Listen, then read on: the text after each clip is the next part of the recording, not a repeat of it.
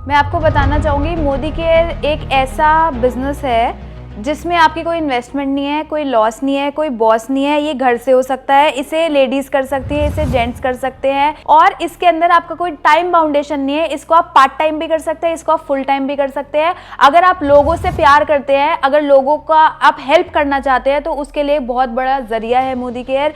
एक हाउसवाइफ को एक बिजनेस देने का एक बहुत अच्छा तरीका है मोदी केयर। यंगस्टर्स को अपने पेरेंट्स के लिए कुछ करने के लिए जज्बा देने का एक तरीका है मोदी केयर। जो लोग बिल्कुल अपनी लाइफ में कॉन्फिडेंट नहीं है उन्हें कॉन्फिडेंस देता है मोदी केयर। और साथ ही साथ जो लोग बहुत ज़्यादा पैसा नहीं खर्च कर सकते बिजनेस को सेटअप करने के लिए, वो अगर इस बिजनेस को समझ ले तो उनके लिए एक बहुत ही बढ़िया काम करता है मोदी केयर। और मोदी केयर से मेरी नहीं, बहुत से लोगों की लाइफ चेंज हुई है। लोग मेरी टीम में कुछ ऐसे लोग हैं, एक लेडी है गुड़गांव में रहती है, वो बोलती चाहे मेरे को मोदी केयर से 100 रुपये भी आए तब भी मैं मोदी केयर करूंगी।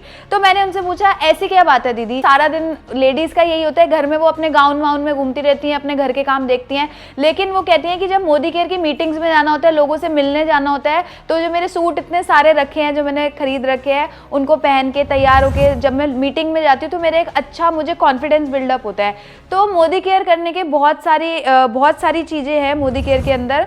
और मैं ये मानती हूँ कि अगर आप लोगों से प्यार करते हैं और उनकी हेल्प करना चाहते हैं तो एक बहुत अच्छा बिजनेस है। बहुत सी लेडीज ऐसी हैं जो बहुत करोड़ोंपति हैं लेकिन उनके घर में वो रिस्पेक्ट नहीं है, उनके पास अपनी कोई आइडेंटिटी नहीं है। और अगर एक आइडेंटिटी क्रिएट करना चाहती है एक हाउसवाइफ, चाहे वो कितने भी करोड़पति घर में रहती हो, लेकिन जब वो अपनी इनकम अर्न करती है ना, जब उसके नाम की गाड़ी आती है, जब उसका घर बनता है, जब वो फॉरेन जाती है, तो जो एनर्जी उस लेडी के अंदर आती है ना वो कहीं नहीं आ सकती। इसमें हम पैसा भी अर्न करते हैं और अपनी पर्सनैलिटी को भी ग्रूम करते हैं। क्यों? क्योंकि जब हम मीटिंग्स में जाते हैं तो वहाँ हम तरह तरह के लोगों को देखते हैं।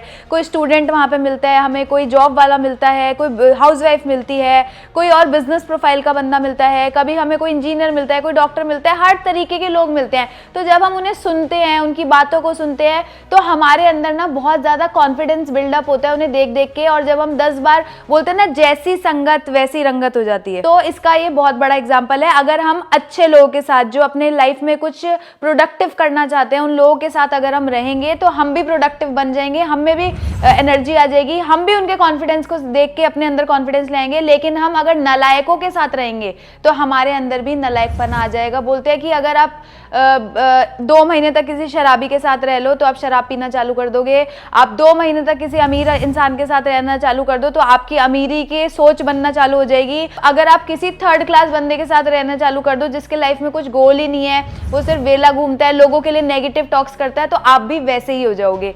तो यहाँ पर आप अपने स्किल को डेवलप करते हो, आपके अंदर कॉन्फिडेंस आता है, आपकी पर्सनालिटी बिल्डअप होती है और साथ ही साथ आप यहाँ से पैसा भी अर्न करना स्टार्ट कर देते हो।